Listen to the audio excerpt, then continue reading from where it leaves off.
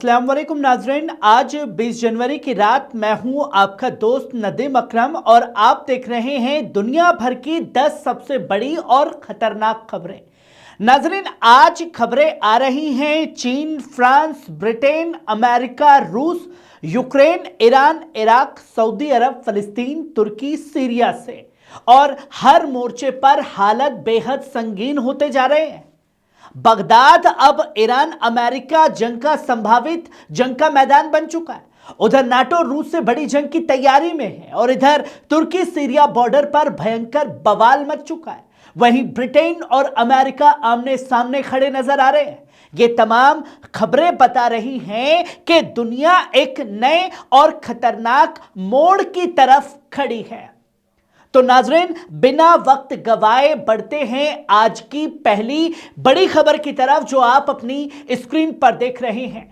Trump के board of peace में चीन की एंट्री हो चुकी है। बीजिंग ने न्योता मिलने की पुष्टि की है।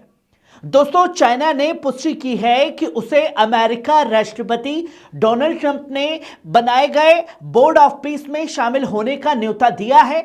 चीन के विदेश मंत्रालय के प्रवक्ता गो जिकुन ने कहा कि न्योता मिला है, लेकिन अभी यह तय नहीं है कि बीजिंग इस कबूल करेगा या नहीं। बताया जा रहा है कि यह बोर्ड पहले गजा के पुनर्निर्माण के लिए सोचा गया था, लेकिन इसका दायरा सिर्फ वहीं तक सीमित नहीं है। इस बोर्ड में व्लादिमीर पुतिन, हंगरी के पीएम विक्टोर ओर्बन और कनाडा के पीएम मार्क कार्नी को भी बुलाया गया है। चीन ने साफ कहा, ताउन फायदे का सौदा है, टकराव नुकसानदेह है। वहीं आप दूसरी खबर देखिए, ट्रंप की धमकी, फ्रांस पर 200% टैरिफ और बोर्ड ऑफ पीस में शामिल होने का दबाव बनाया गया है। दोस्तों, अमेरिकी राष्ट्रपति डोनाल्ड ट्रंप ने बड़ा ऐलान कर दिया। ट्रंप ने साफ तौर पर कहा है कि वो फ्रांस के वाइन और शैंपेन पर 200% टैरिफ लगाएंगे ताकि फ्रांसीसी राष्ट्रपति इमैनुअल मैक्रों उनके बोर्ड ऑफ पीस में शामिल हो। ट्रंप ने तंज कसते हुए कहा, कोई उन्हें चाहता भी नहीं, वो जल्द ही पद से बाहर होंगे। लेकिन मैक्रों के करीबी सूत्रों ने इन धमकियों को नामंजूर और बेअसर बताया और साफ किया कि फ्रांस फिलहाल बोर्ड में शामिल नहीं होगा। बताया जा रहा है कि इस बोर्ड में शामिल होने के लिए 1 बिलियन की शर्त भी रखी गई है, जिस पर कई देशों ने ऐतराज जताया है। ट्रंप ने यह भी कहा कि व्लादिमीर पुतिन को बोर्ड में शामिल होने का न्योता दिया गया है। मामला अब ग्लोबल सियासत में बहस बन चुका है। वहीं आप तीसरी खबर देखिए, ट्रंप बना ब्रिटेन, चागोस द्वीप पर टकराव। दोस्तों, यूनाइटेड किंगडम सरकार ने अमेरिकी राष्ट्रपति डोनाल्ड ट्रंप के बयान पर सख्त जवाब दिया है। ब्रिटेन के प्रवक्ता ने साफ कहा कि यूके कभी भी अपनी नेशनल सिक्योरिटी से समझौता नहीं करेगा। उन्होंने बताया कि डियोगो गार्सिया पर मौजूद संयुक्त यूएस यूके बेस को खतरा था, इसलिए सरकार ने कदम उठाया। यह समझौता आने वाली नस्लों तक बेस की सुरक्षा और ऑपरेशन सुनिश्चित करता है और इसे अमेरिका, ऑस्ट्रेलिया समेत भारत, जापान और दक्षिण कोरिया जैसे अहम साझेदारों का समर्थन मिला है। इससे पहले ट्रंप ने चागोस द्वीप मॉरिशस को सौंपने की बड़ी बेवकूफी कहा और ग्रीनलैंड पर कब्जे की दलील दोहराई। मामला अब ग्लोबल सियासत में और गर्माता दिख रहा है। दोस्तों, वहीं आप चौथी खबर देखिए, बगदाद बनेगा वाशिंगटन तेहरान का जंग का मैदान। दोस्तों, इराक के प्रधानमंत्री मोहम्मद शिया अल सुदानी ने साफ कहा, हथियार सिर्फ राज्य के हाथ में हो, इस पर कौमी इत्तेफाक है। अब बहस सिर्फ टाइमिंग और तरीके पर है, जिसे उन्होंने पॉजिटिव डेवलपमेंट बताया। सुदानी ने बताया कि ईरान और यूनाइटेड स्टेट्स से बात चल रही है ताकि बगदाद में डायलॉग की राह खुले। उन्होंने कहा कि ऐन अल असद बेस पूरी तरह इराक के हवाले हो चुका है। बगदाद में गठबंधन के सलाहकार कम हुए हैं और एरबिल में हैरियर बेस को मिशन सितंबर 2026 से खत्म किया जाएगा। उन्होंने कहा कि दाइश का खतरा अब भी है, इसलिए एक शामिल करने वाली शफाफ सियासी प्रक्रिया जरूरी है। इराक ने दोहराया कि मुस्तहकम मुत्तहिद सीरिया ही इलाके की सुरक्षा की जमानत है। वहीं आप पांचवी खबर देखिए, ईरान में सख्ती और तेज। दोस्तों, ईरान में हालिया प्रदर्शनों के बाद कानूनी शिकंजा और कस गया है। तेहरान के अभियोजक कार्यालय ने खेल और सिनेमा जगत की 15 नामचीन शख्सियतों के खिलाफ नए केस दर्ज किए हैं, जबकि 60 दुकानों और कैफे पर भी कार्रवाई हुई है। इल्जाम है कि 8-9 जनवरी की अपीलों और प्रदर्शनों में जान माल का बड़ा नुकसान हुआ। वहीं पुलिस चीफ अहमद रिजा रदान ने चेतावनी दी कि जो नौजवान धोखे में शामिल हुए वे 3 दिन के अंदर सरेंडर करें, नरमी होगी वरना दुश्मन के सिपाही माने जाएंगे। सरकार का आरोप है कि अमेरिका और इजरायल ने हालत भड़काए, जबकि विदेशी मंत्री अब्बास अरकाची ने कहा कि मौतों की संख्या सैकड़ों में है। ईरान में अब हालात बेहद तनावपूर्ण बने हुए हैं। वहीं आप छठी खबर देखिए, नाटो रूस में जंग की तैयारी। दोस्तों, रशिया ने एक बार फिर नाटो पर गंभीर आरोप लगाए हैं। रूस के विदेश मंत्री सरगेई लावारोव ने कहा कि नाटो रूस के साथ जंग की तैयारी कर रहा है। लावारोव ने दावा किया कि यूरोपीय मुल्क अमेरिकी राष्ट्रपति डोनाल्ड ट्रंप को यूक्रेन के मुद्दे पर अपना रुख बदलने के लिए मनाने की कोशिश कर रहे हैं।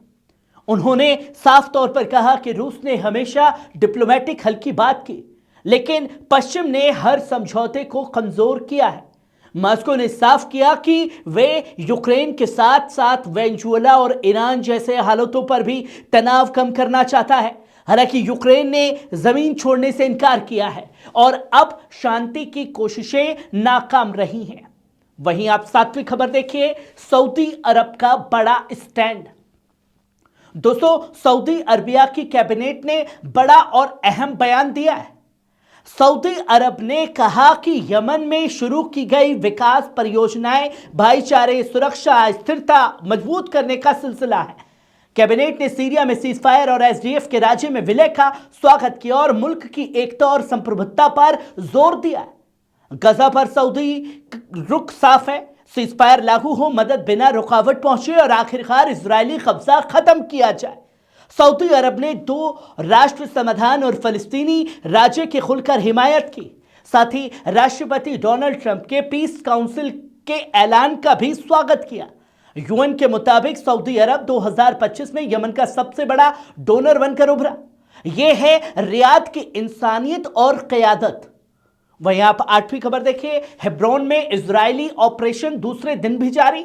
दोस्तों, कब्जे वाले वेस्ट बैंक के हेब्रोन के दक्षिण इलाके में इजरायल डिफेंस फोर्स का सैन्य ऑपरेशन दूसरे दिन भी जारी रहा। रिपोर्ट्स के मुताबिक इजरायली फौज ने दर्जनों घरों पर छापे मारे, कई फलस्तीनियों को हिरासत में लिया और कबीलाई बुजुर्गों तक को गिरफ्तार किया गया। इलाके में बख्तरबंद गाड़ियां तैनात हैं, सड़कों को बंद कर मैदानी पूछताछ केंद्र बनाए गए हैं। स्थानीय प्रशासन के अनुसार कई मोहल्लों में पूरी तरह लॉकडाउन, लोहे के गेट लगाए गए, घरों की छतों पर फौज बैठा दी गई है। मारपीट और जबरदस्ती तलाशी की शिकायतें भी सामने आई हैं। हेब्रोन आज एक शहर नहीं बल्कि खुली फौजी छावनी बन चुका है। वहीं आप 9वीं खबर देखिए, ट्रंप की नजर आर्कटिक की जंग पर। दोस्तों, डोनाल्ड ट्रंप का ग्रीनलैंड पर दावा कोई सियासी मजाक नहीं है, यह बल्कि 21वीं सदी की जियोपॉलिटिकल चाल है। ग्रीनलैंड ऐसी जगह है जो अमेरिका और यूरोप को जोड़ती है और आर्कटिक के हवा समंदर के रास्तों पर नजर रखती है। बर्फ पिघलते ही यहां रेयर मिनरल, तेल, गैस और मीठे पानी का खजाना खुल रहा है, जो आने वाले दौर में टेक्नोलॉजी और इंडस्ट्री की चाबी है। उधर चीन आर्कटिक में निवेश बढ़ा रहा है और रूस की फौजी मौजूदगी सबसे मजबूत है। वॉशिंगटन समझता है कि अगर ग्रीनलैंड हाथ से निकला तो भविष्य की ताकत भी हाथ से निकल जाएगी। यही वजह है कि ट्रंप की नजर नक्शे से आगे आने वाली सदी पर टिकी हुई है। वहीं आप आखिरी और 10वीं खबर अपनी स्क्रीन पर देख सकते हैं, तुर्की सीरिया बॉर्डर पर आग। दोस्तों, तुर्की सीरिया सीमा पर हालत बेहद खतरनाक हो चुके हैं। कुर्द समर्थक हजारों से ज्यादा प्रदर्शनकारी सीरियन डेमोक्रेटिक फोर्सेस पर सीरियाई सेना की कार्रवाई के खिलाफ सड़कों पर उतरे हैं। तुर्की पुलिस ने भीड़ को रोकने के लिए आंसू गैस और वाटर कैनन का इस्तेमाल किया, जबकि प्रदर्शनकारियों ने पत्थर फेंके। उधर पीकेके के नेता अब्दुल्ला ओशियन की अपील के बावजूद तनाव बढ़ता दिख रहा है। तुर्की के गृह मंत्री अली ने चेतावनी दी कि किसी भी उकसावे को बर्दाश्त नहीं किया जाएगा। सीमा के दोनों ओर हालत नाजुक है और ये टकराव अमन की कोशिशों के लिए बड़ा इम्तिहान भी बनता जा रहा है, जिसकी तस्वीरें आप लोगों के सामने हैं। नाज़रीन, ये थी दुनिया भर की 10 सबसे बड़ी अहम खबरें। आपको कैसी लगी? कमेंट बॉक्स में आकर के अपनी राय जरूर दीजिएगा। शुक्रिया।